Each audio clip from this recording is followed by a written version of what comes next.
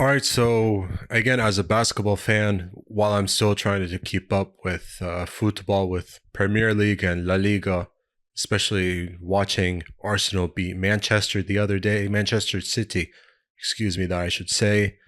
And I know that there were a few La Liga games that were on BN Sports 1. Try to catch them the best I can. But the main topic here that I do want to talk about, Damian Lillard, finally the whole trade saga over like late September, just before the NBA had their media day after 11 seasons. Lillard moves on from Portland Trailblazers to Milwaukee Bucks.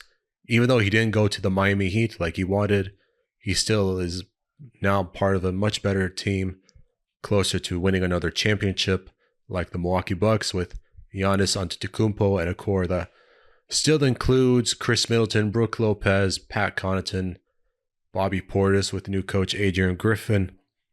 But yeah, I do have the details of the trade. Of course, the Bucks, they got Lillard.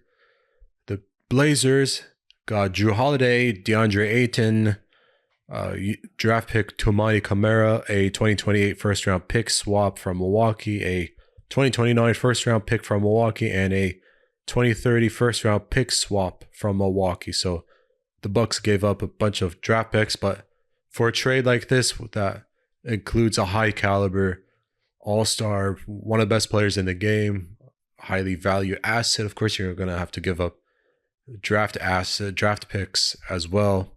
But there's a third team involved in this trade, and I think the Phoenix Suns did well.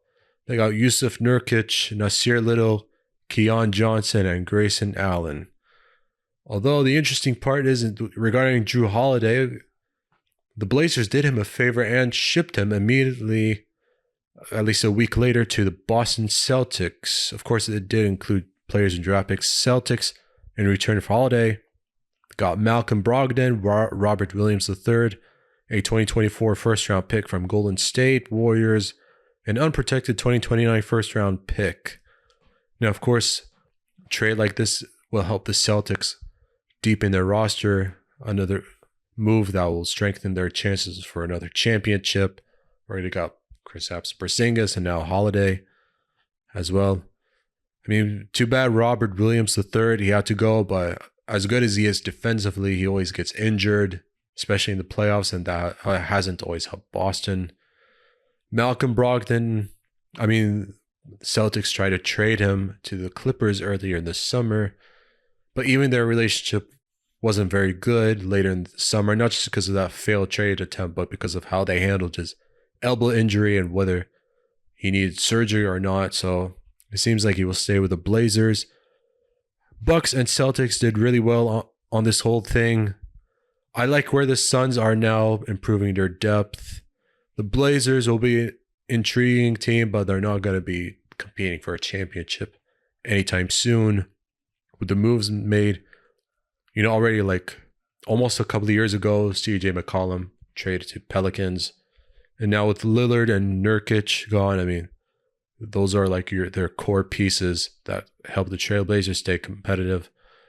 But I mean, like, there was an interesting story on BleacherReport.com written by Chris Haynes detailing the saga between Lillard and the Blazers, of how that relationship deteriorated over the summer, especially with Lillard was hoping to be in Miami by now, and even though he's disappointed, he is excited about being part of a better situation. So I'd like what the Blazers now have. They're not going to be competitive, but at least they did well. Celtics got better. I like how the Suns improved their depth. Of course, we all know DeAndre Ayton not really happy being with the Suns contract situation and unhappy with his role being like third or fourth best player on the team. So I think being like the main big man in Portland, I think he'll be happy. He is happy, actually. He's definitely very happy about being traded for sure. But yeah, I mean, now it all hinges on hopefully Damian Lillard being a better defender, of course, making shots, creating shots, and trying to fit in with the Bucks team that still has championship aspirations, and hoping to keep Giannis Antetokounmpo happy, who has been vocal about saying if Like, look, if the Bucks are not going to be serious about winning championships, then it's perhaps he should think about moving on, like 2025, when he can be a unrestricted free agent. So a little bit of pressure there from Giannis, but also the way the Bucks finished the postseason. Of course, Mike Budenholzer getting fired. His brother, just before Game 4, died from a car crash. So I think that severely affected his focus. And meanwhile, Drew Holiday, getting his ass kicked by Jimmy Butler. Let's just admit it. And Butler tried to defend Jimmy Butler against Miami. Butler embarrassed Holiday and a bunch of players. So I think like a major roster change and a major coaching change was much needed for a Bucks team that is still serious about competing for a championship. So we'll see when the regular season starts later in October.